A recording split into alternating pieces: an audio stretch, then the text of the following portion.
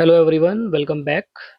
So in today's video we are going to study all about the USSR, Union States of Soviet Republic, United States of Soviet Russia, XYZ. There are many names given to the USSR. So basically this is from the chapter known as End of Bipolarity. The first chapter in your first book, the book name is Contemporary World Politics. So उसमें आपका पहला chapter है The End of Bipolarity. We are going to study about one shot information about the USSR. So basically, there is a superpower. There is one more superpower in the world except USA during the 1945 to 1991. That is known as USSR. So in today's video, we will understand completely about the USSR, its features, how USSR was formed, and the outcomes of USSR disintegration to the world politics. These are the topic which we are going to cover today. So let's start. So basically, the first thing is that what was USSR? USSR था क्या? USSR एक देश था, union of Soviet socialist Republic. ये एक देश था, union of Soviet socialist Republic. Basically इसके अंदर 15 कंट्रीज थी। 15 देशों ने मिलकर एक नया देश बनाया, एक नई कंट्री बनाई, जिस देश का नाम क्या पड़ा? यूएसएसआर। और इन 15 देशों में मेन कंट्री कौन सा था? Russia. The main country was Russia.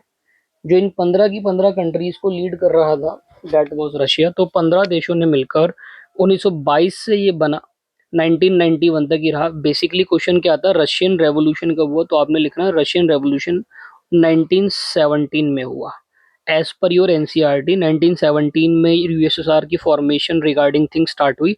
But practically USSR exist कब से करता है? 1922 से।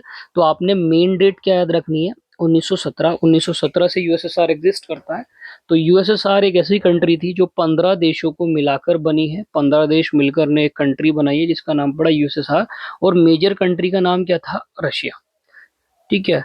एंड उस टाइम पर पूरी दुनिया के अंदर टू सुपर पावर हुआ करती थी। एक का नाम था यूएसए, अमेरिका, और एक का नाम था अपना यूएसएसआर। सो इन्हीं के बीच पावर का distribution throughout the world हुआ करता था। That particular condition is known as bipolarity. Now what is the meaning of bipolarity? जब दुनिया में दो देशों के बीच पावर का डिस्ट्रीब्यूशन होता है, there are only two super powers in the world, that event is known as bipolarity. तो ये किस किस के बीच हुआ था? USA and USSR. तो चैप्टर का नाम क्या है? End of bipolarity. तो यहाँ पर हम यही पढ़ेंगे कि इन दोनों में से एक सुपर पावर डिसइंटीग्रेट हो गई, उसी को हमें पढ़ना है। That is known as end of bipolarity. So आज वीडियो में हम क्या क्या टॉपिक कवर करने वाले हैं, उसका एक ओवरव्यू हमने यहाँ पर डाला है। यूएसएसआर के feature, reasons for disintegration, outcomes of disintegration and global impact. USSR के खत्म होने के बाद एक ग्लोबल इम्पैक्ट पड़ा। क्यों? USSR was a super power. दुनिया में एक इतना बड़ा देश है, कितनी बड़ी सुपर पावर है, उसके खत्म होने के बाद कहीं ना कहीं कोई ना कोई तो ग्लोबल लेवल इम्पैक्ट पड़ेंगे। उन इम्पैक्ट्स को हम इस पर्टिकुलर वीडियो के अंदर जानने की कोशिश करेंगे। तो let's start with the features of USSR. Topic number 2, features of USSR. The first feature was one party system. In USSR, there was only single party ruling and only single party existed. That particular party's name is Communist Party. Communist party नाम की political party हुआ करती थी, जो USSR की formation से लेकर इसके डिसइंटीग्रेशन तक वहां पर रूल कर रही थी। किसी और पार्टी को बनना वहां पर अलाउ ही नहीं था। There was only one political party. जो बेनिफिट या फीचर के तौर पर क्यों देखी जाती है? एक ही पार्टी होती है तो वो पॉलिटिकल स्टेबिलिटी को मेंटेन करती है एंड एफिशिएंट होती है, काम करने के लिए काफ़ी ईजी हो जाता है, ईजी पॉलिसी मेकिंग हो जाती है। There is no opposition. Centralised planning, each and everything of economy was under the centralised planning. USSR की गवर्नमेंट हर चीज़ को अच्छे से वहाँ पर प्लान मैनर में लेकर चला करती थी। Each and everything was under the control of government. What to produce, how to produce, home to produce, जितनी भी इकोनॉमी रिलेटेड प्रॉब्लम्स होती है या रिसोर्सेज का एलोकेशन, गवर्नमेंट जो अपने रिसोर्सेज है, नेचुरल रिसोर्सेज, या जो गवर्नमेंट का पैसा है, उसको किस जगह कैसे कैसे एलोकेट करना है, वो सारे के सारे डिसीजन यूएसएसआर में गवर्नमेंट लेती थी। The next is centralised planning, sorry state ownership. Government की यहाँ पर हर चीज़ के ऊपर ओनरशिप हुआ करती थी। Industries and land were owned by the state. State का मतलब है गवर्नमेंट। यूएसएसआर के अंदर आने वाली जितनी भी इंडस्ट्रीज है, कोई दूध बनाने की फैक्ट्री है, कोई बेंच बनाने की फैक्ट्री है, कोई कपड़े बनाने की फैक्ट्री है, एंड लैंड्स जो है यानी जो जमीन है उनको कंट्रोल करने वाला एक ही है, डेट इज गवर्नमेंट यानी स्टेट।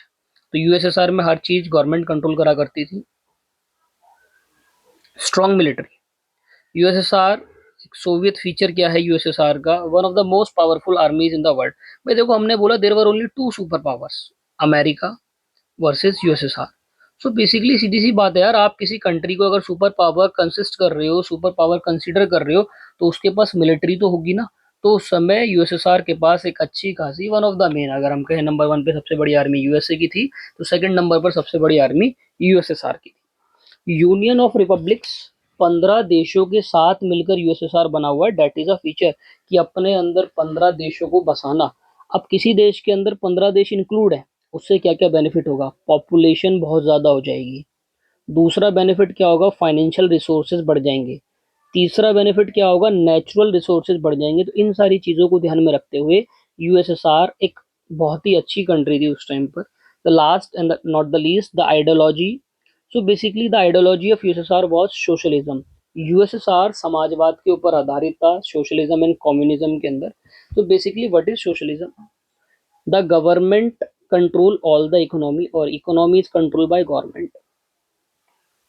सरकार पूरी की पूरी अर्थव्यवस्था को चला रही है। दूसरा फैक्टर क्या है इसके अंदर, the government work for social welfare. जो सरकार है वो सामाजिक कल्याण के लिए, जन कल्याण के लिए काम करती है। तो these are the features of Soviet Union, strong military, union of republic, ideology, planned D sorry centralised planning. ये सारे फैक्टर्स यूएसएसआर को एक सुपर पावर भी बनाते हैं और यूएसएसआर के बारे में हमें अच्छी डिटेल्स देते हैं।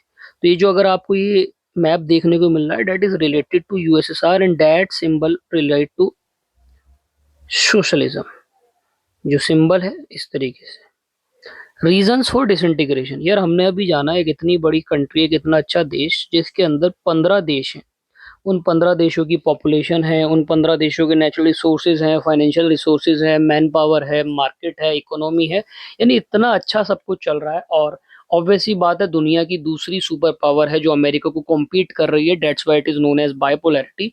उसका डिसइंटीग्रेशन क्यों हो गया, सारी चीजें ठीक चल रही 1945 से लेकर 1991 तक चीजें जा रही थी। 1991 में एट द एंड चीजें खराब हुई और यूएसएसआर का डिसइंटीग्रेशन हो गया। उन्हीं रीजंस को अब हम कंसिडर करते हैं। देखिए यहाँ पर मेंशन भी है, the fall of the USSR, USSR का खत्म होना। पहला रीजन है इकोनॉमिक वीकनेस। यूएसएसआर की जो इकोनॉमी है वो पर्टिकुलर पॉइंट पर आकर वीक होने लगी। इसके पीछे रीजन क्या है, अभी हमने इकोनॉमिक कितने अच्छे अच्छे फीचर्स पढ़े कि प्लान्ड इकोनॉमी है, डेवलपमेंट हो रहा है, हाई जीडीपी चल रही है, नेचुरल रिसोर्स है, फाइनेंशियल रिसोर्स है, पॉपुलेशन है, लैंड एरिया है, आर्मी है। बट एक पर्टिकुलर पॉइंट पर आकर USSR was completely indulge into race of arms. USSR सिर्फ एक काम कर रहा था, वो क्या कर रहा था, हथियार बना रहा था, which led to the poor economic growth and shortage of the goods. क्योंकि जितने भी रिसोर्सेज का अलोकेशन है, हमने जाना कि वो गवर्नमेंट करती है, और गवर्नमेंट ने उन सारे रिसोर्सेज को कहाँ पर अलोकेट करना शुरू कर दिया था, आर्म्स के अंदर। सरकार अपना सारा का सारा पैसा कहाँ लगा रही थी, हथियार बनाने की तरफ लगा रही थी, जिसके चलते हुए यूएसएसआर के अंदर चीजें खराब हो गई। The next is political corruption.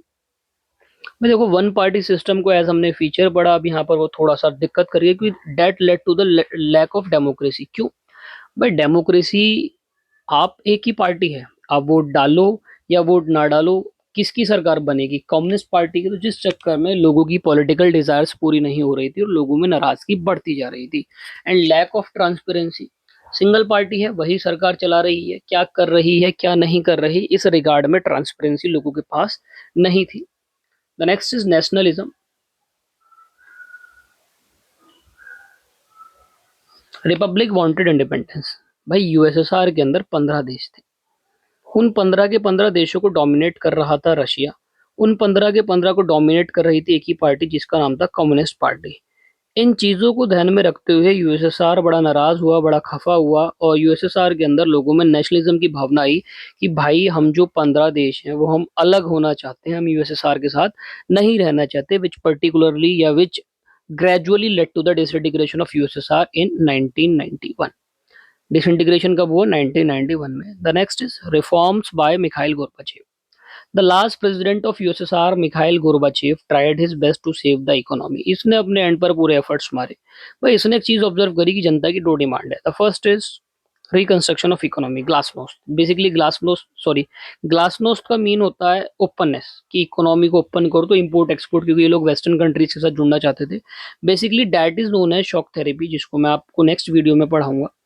तो यहाँ पर मिखाइल गोर्बाचेव दो पॉलिसी लेकर आते हैं, पेरेस्ट्रोइका, जिसका मतलब है पुनर्रचना या रिकंस्ट्रक्शन ऑफ इकोनॉमी, कि हम अर्थव्यवस्था को रिकंस्ट्रक्ट करेंगे, सोशलिज्म से कैपिटलिज्म की तरफ ले जाएंगे। The next is glasnost, economy को ओपन कर देंगे, बाहर से सामान खरीदना और बाहर सामान बेचना शुरू कर देंगे। But the problem is that they didn't have the money to buy and they didn't have the goods to sell. खरीदने के लिए पैसा नहीं है, बेचने के लिए सामान नहीं है, which particularly led to the weakening of the economy and the stress या building up of stress among the people of 15 nations that particularly led to the disintegration of USSR. बेचारा करना तो भला चाहता था पर बुरा कर बैठा। Military burden during the cold war, USSR was spending high on making arms, बहुत ज्यादा हथियार बनवा रहा था। इसके चलते हुए सरकार का पैसा लोगों के वेलफेयर में ना लगकर अब कहाँ लगना शुरू हो गया? आर्म्स में लगना शुरू हो गया, जिसके चलते हुए धीरे धीरे धीरे धीरे यूएसएसआर का डिसइंटीग्रेशन हो गया। पब्लिक डिससेटिस्फेक्शन, लोगों की कोई सी भी विशेष पूरी नहीं हो रही थी, ना तो वो पॉलिटिकली खुश थे, ना वो अपनी पार्टी बना सकते हैं, ना अपने हिसाब से सरकार को कुछ कर सकते हैं, ना उनकी इकोनॉमिक इच्छाएं पूरी हो रही थी, क्योंकि economy was control by government. सरकार ने जो बोला है वही तुम्हें करना पड़ेगा। तो people were not satisfied with the political and economic condition of particular nation known as USSR, which ultimately led to the disintegration of USSR. Now the next topic is that outcomes of disintegration. जब USSR का disintegration हो गया तो उसके क्या outcomes निकल कर आए वर्ल्ड लेवल पर? भाई देखो, एक दुनिया का सबसे बड़ा देश है, उसका अंत हो गया है, तो उसके कहीं ना कुछ तो आउटकम निकलेंगे, उन्हें हम पढ़ते हैं। यूएसएसआर अंत हो गया तो जो 15 देश हैं वो आज़ाद हो गए। 15 कंट्रीज गॉट इंडिपेंडेंस, 15 देशों को आज़ादी मिली। लाइक रशिया, यूक्रेन, बेलारूस, है ना, ये सारे देश अलग हो गए। इन्होंने अपने हिसाब से पॉलिटिकल रिलेशंस आगे बनाने शुरू करे। The next is end of Cold War. The Cold War was going on between USA and USSR. दो देशों में युद्ध चल रहा है और उनमें से एक देश खत्म हो गया। तो भाई अब किस बात का ही कोल्ड वॉर है? गया कोल्ड वॉर तो अब चलेगा ही नहीं, है ना, क्योंकि एक पार्टी खत्म हो गई। USA became the sole super power. दुनिया में सिर्फ एक ही सुपर पावर है जिसका नाम क्या है? यूएसए। एक ही सुपर पावर है क्या? यूएसए। बाकी देश उसके मुकाबले कम पावरफुल थे और जो दूसरा उसके बराबर का था उसका डिसइंटीग्रेशन हो गया। Shift from socialism to capitalism in many former republic. भाई दुनिया ने कैपिटलिज्म अपनाना शुरू कर दिया। क्यों? क्योंकि अगर उनको एक डाउट आ गया, अगर हमने भी सोशलिज्म अपनाया तो हमारे भी देश के साथ, जैसा यूएसएसआर के साथ हुआ, 15 के 15 देश अलग हो गए, डिसइंटीग्रेशन हो गया, इकोनॉमी वीक हो गई, जीडीपी डाउन हो गई, ये सारी एक्टिविटीज या सारे आउटकम हमारे देश के साथ ना हो जाए, तो कैपिटलिज्म को बहुत ज्यादा प्रमोशन मिला उस टाइम पे। Economic crisis in newly formed state, जो यूएसएसआर से स्टेट अलग हुई, रशिया, यूक्रेन, बेलारूस, वो सारी की सारी इकोनॉमिक क्राइसिस फेस कर रही थी उस टाइम पर। Rise of new political system and government, नए नए तरीके के पॉलिटिकल सिस्टम निकल कर आए, नई नई गवर्नमेंट निकल कर आई, कैपिटलिज्म, इवन मिक्स्ड इकोनॉमी अगर हम बात करें, लोगों ने मिक्स पॉलिटिकल सिस्टम अपनाया जिसके अंदर सोशलिज्म भी लेकर चल रहे थे और कैपिटलिज्म भी लेकर चल रहे थे। Now what are the global impacts? Sort of outcomes ही हम कंसिडर कर सकते हैं। बायपोलर वर्ल्ड खत्म हो गया, दुनिया के अंदर बायपोलैरिटी चल रही थी, यूएसए वर्सेस यूएसएसआर। दो सुपर पावर दुनिया में एग्जिस्ट करा करती थी, अब एक खत्म हो गया, यूएसएसआर खत्म हो गया, तो देयर वाज ओनली यूनिपोलैरिटी, तो यूएसए पूरी दुनिया में बचा। Formation of new international relation, new international relation बनने शुरू हो गए, देशों ने यूएसए से रिलेशन बनाने शुरू करे। रशिया जैसे देश ने, यूक्रेन जैसे देश ने, बेलारूस जैसे देश ने, इन सब ने भी अमेरिका से अब पॉलिटिकल इकोनॉमिक रिलेशंस बनाए, that is new international relation. NATO, full form of NATO, North Atlantic Treaty Organization. ऐसी ऐसी ऑर्गेनाइजेशंस का भी राइज हुआ, इवन एक्सपेंशन होना शुरू हो गया, क्योंकि जो यूएसएसआर के साथ उसकी मिलिट्री ऑर्गेनाइजेशन थी, दैट वाज वार्सो पैक्ट, वो लूज हो गई, वो हार गई, उसके सामने नाटो एक्सपेंड होना शुरू हो गया। Increase globalization in spread of capitalism. इस पर्टिकुलर पॉइंट के बाद कैपिटलिज्म दुनिया में बहुत छाने लगा और ग्लोबलाइजेशन होने लगा।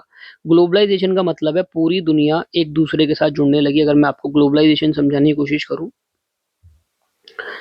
ग्लोबलाइजेशन का मतलब था after the disintegration of USSR पूरे वर्ल्ड के पास अब मल्टीपल ऑप्शन थे। पहले सिर्फ दो ऑप्शन थे, या तो आप यूएसएसआर के पास जा सकते हो या आप यूएसए के पास जा सकते हो। बट डिसइंटीग्रेशन के पास आप चाइना से भी रिलेशन बना सकते हो, यूएसए से भी बना सकते हो, इंडिया से भी बना सकते हो, इकोनॉमिक पॉलिटिकल सब। तो ये सारी चीजें होने लगी।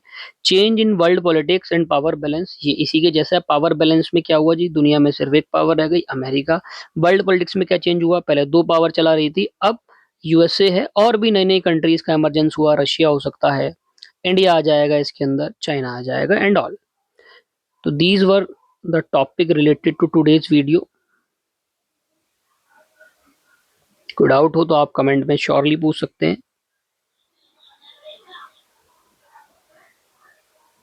आज के लिए इतना ही। नेक्स्ट वीडियो में हम शॉक थेरेपी खत्म कर देंगे।